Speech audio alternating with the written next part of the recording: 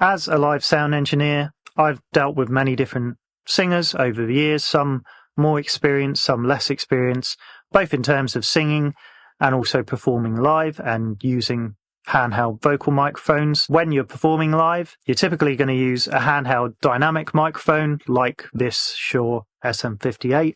I'm going to use the SM58 in this video to demonstrate what I'm talking about, simply because it's an industry standard. Everybody's seen one of these. It's one of the most common live vocal microphones in the industry, and there's a good reason why. It sounds very good.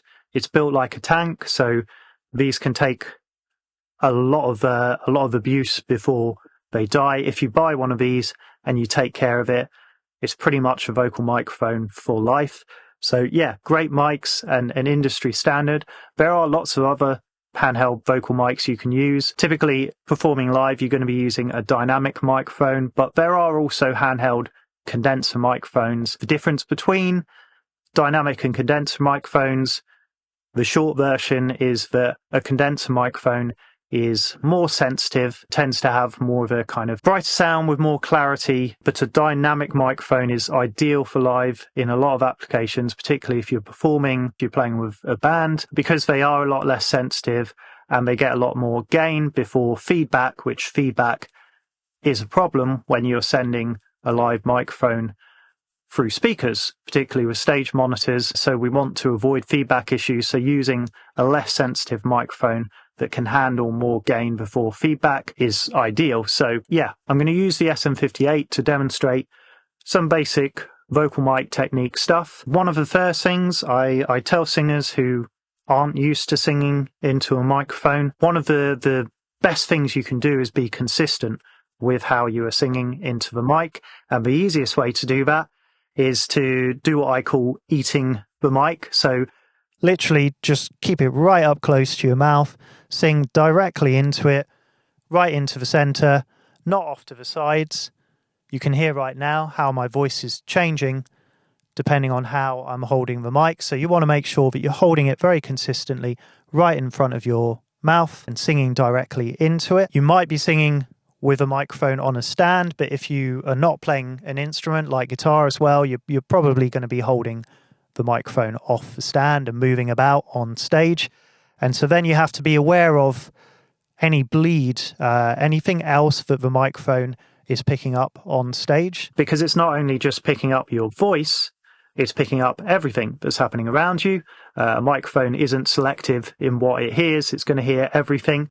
So the closer you are to the mic, if you think of it in terms of a ratio, so the ratio of everything else that the microphone is picking up on stage versus your voice, you want that ratio to be in favor of your voice. And you want tonally to have a consistent sound so that the sound engineer who's in control of your vocal mic levels and the EQ of your mic can give you the most consistent sound through the PA system. When we sing closer to the microphone, there's something that happens with most microphone capsules with a cardioid pickup pattern. This doesn't happen with other types of pickup patterns like omnidirectional microphones, but as we sing closer to the mic, we get something called proximity effect. You'll hear as I start to move the mic away from my mouth, the sound, there's less level, obviously, because if I'm talking closer to it, then yeah, it's picking up more volume closer to it, so it's going to be louder. But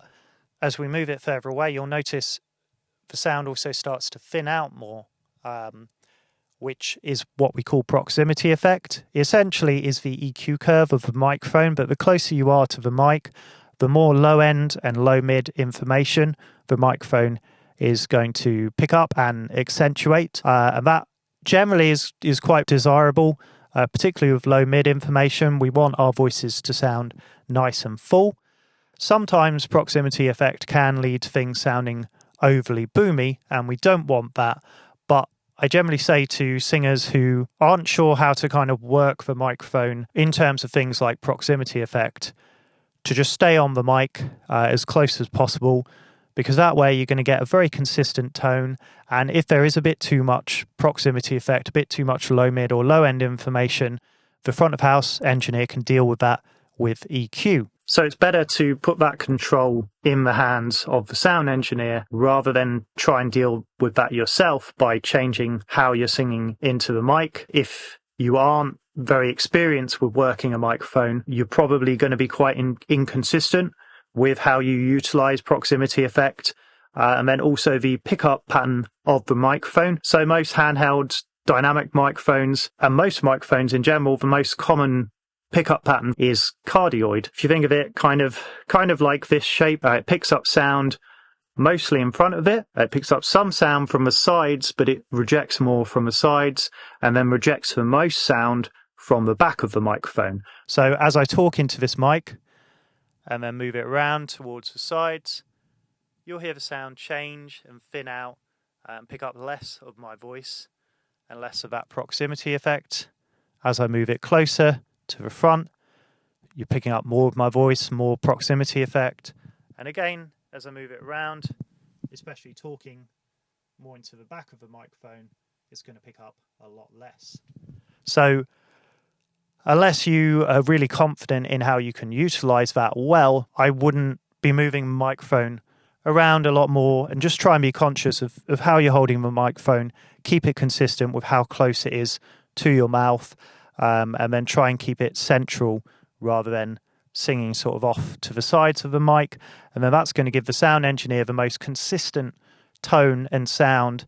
And if that's staying consistent, then the EQ isn't changing. They're not having to adjust stuff constantly to compensate for the tonal changes that are happening. So you're going to get a very consistent full sound to your voice. It's going to sound great. Sound engineer is going to be happy. You're going to be happy.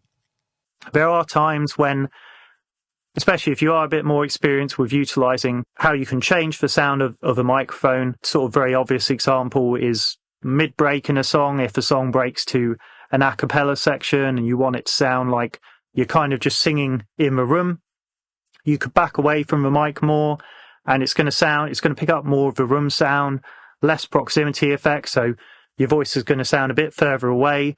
You're going to hear more of the natural sound of your voice in the room, but it's just going to be reinforced a little bit through the PA, through the microphone, so people can still hear you. That's going to be an intentional use of the sound to get a cool effect during your show. How you hold the microphone actually can have an influence on how the microphone picks up sound. For example, really classic one, you'll see a lot of rappers in particular hold a microphone like this. They'll cup the ball head of the microphone, and you can hear, I'm sure you can hear right now, how the sound of my voice is changing.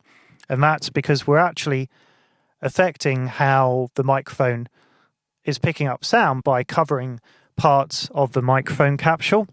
And this can actually change the pickup pattern of the microphone to more of an omnidirectional pattern, where it means that it's going to pick up sound from all around it, which then means that you're going to lose a lot of the proximity effect, and you're also going to pick up more of the spill happening on stage. So that ratio of your voice versus the stage spill, you know, the sound of the drum kit, guitar amps, whatever else might be making noise on stage, that ratio that we talked about earlier is not going to be in your favor.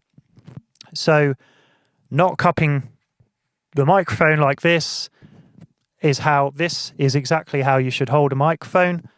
Hold it in the middle. Don't hold it by the connector, as I see some people do, because then you're at risk of accidentally pulling the connector out, or if there's a bit of a loose connection. What often happens over time with microphones like this is when you're constantly plugging in and out an XLR connector into the microphone, it actually starts to wear away a bit of the chassis inside, which then means that the XLR connector kind of has a bit of a wiggle room where it could actually lead to one of the pins shorting out, and then that's either going to cut out the microphone, or you're going to make the microphone sound very thin and quiet, and obviously we don't want that. If you are holding the mic whilst you're singing and you don't have it on a stand, be aware that if you're moving about on stage, even if you're holding the microphone very consistently in terms of where it's positioned in front of your mouth. As you move around on the stage, you're going to be changing any bleed that the microphone is picking up. In most cases, if you're singing close to the microphone, that's not going to be a huge issue. But then if you are moving away, it's going to change the phase response in terms of the bleed that it's picking up. Because it's picking up different amounts of bleed, it might be picking up more of the guitar amp if you're standing closer to the guitar amp, or more of the drum kit. Particularly on small stages, this can lead to quite a messy sound, we've all experienced it as sound engineers. You get a great mix dialed in before you get the vocal mic on and the singer starts singing. And then you bring your vocal mic in, and particularly if you've got a quiet singer, you've got to push that vocal level right up, and suddenly all that extra bleed, your vocal microphone, if it's right in front of a drum kit, as it often is on small stages, is suddenly acting as an overhead microphone for the drums. That's adding a load of extra cymbal sound, drum sound to the overall PA mix, which then, because of the distance of where the microphone is versus the other microphones on the drum kit, that's going to change the phase response, which I wouldn't worry too much if you aren't aware of what phase is, but that's something to be aware of, just that it changes the sound and might give the sound engineer a bit more of a difficult time.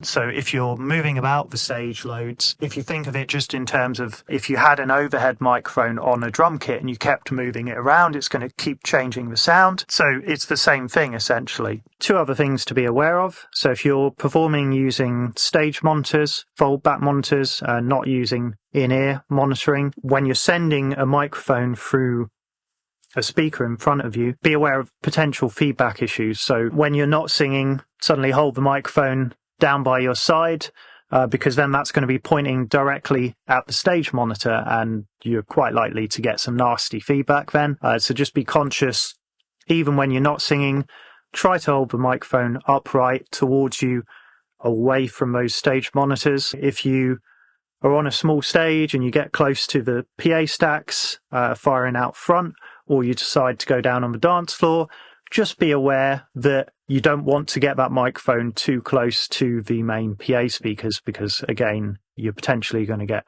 feedback issues. In the hands of a good sound engineer, that's probably going to be less of an issue if the monitors and the PA system are well wrung out for feedback, but it's still something to be mindful of. The amount of times I've seen it when a singer, they stop singing, they lean down to pick up their drink from the floor, and then they're holding their microphone, literally pointing it directly in front of the stage monitor, screaming feedback right in their ears. It sounds horrible, but it's also bad for your hearing, and we don't want that at all. So if we can minimize that, maybe even think about, you can get little drinks holders that you can put on microphone stands. They're pretty cheap to buy off places like eBay and Amazon.